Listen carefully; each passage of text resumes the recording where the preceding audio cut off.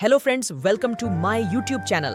आज के अपने इस वीडियो में हम जानेंगे कि क्यों पड़ता है खरमास, खरमास में क्या करना चाहिए और क्या नहीं करना चाहिए। फ्रेंड्स, वीडियो पूरा अवश्य देखें और चैनल को लाइक सब्सक्राइब जरूर करें। धार्मिक ग्रंथों के अनुसार सूर्य देव उन देवताओं में से एक हैं जिनके अपने काम से आराम लेने पर रोक है, क्योंकि ऐसा करने से सृष्टि का कामकाज प्रभावित होता है और जीवन का अस्तित्व संकट में पड़ सकता है। इसी वजह से भगवान सूर्य 7 घोड़ों के रथ पर सवार होकर लगातार परिक्रमा करते रहते हैं, लेकिन उनके घोड़ों को आराम की जरूरत होती है।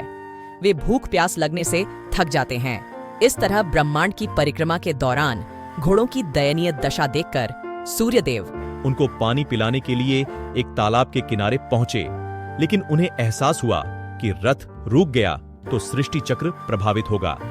उनके घोड़े थक गए और उनको प्यास लगने लगी। इससे चिंतित होकर भगवान ने रथ को तालाब के किनारे रोक दिया और घोड़ों को आराम के लिए छोड़ दिया। इस दौरान उनकी नजर तालाब किनारे चल रहे 2 खर पर पड़ी। संस्कृत में खर का मतलब गधा है। भगवान ने दोनों गधों को रथ से जोड़ा और फिर परिक्रमा पर निकल पड़े। लेकिन गधे तो गधे होते हैं, उनकी रफ्तार घोड़ों के मुकाबले कम होती है, इसलिए रथ की रफ्तार भी धीमी हो गई। भगवान सूर्य ने किसी तरह से 1 महीने का वक्त पूरा किया और तालाब के किनारे पहुंचे।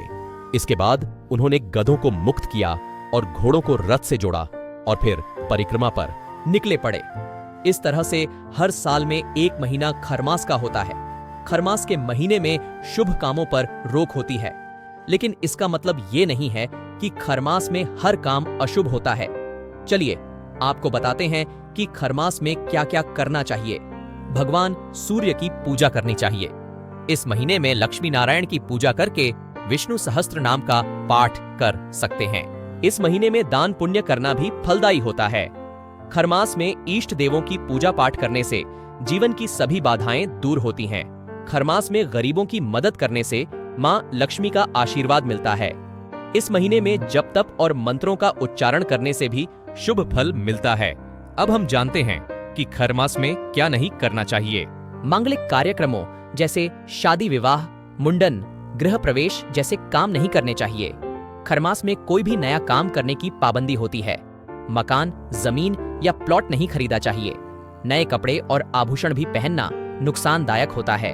खरमास में अगर संभव हो तो मूंग दाल, जीरा, आम, सुपारी, सेंधा नमक नहीं खाना चाहिए।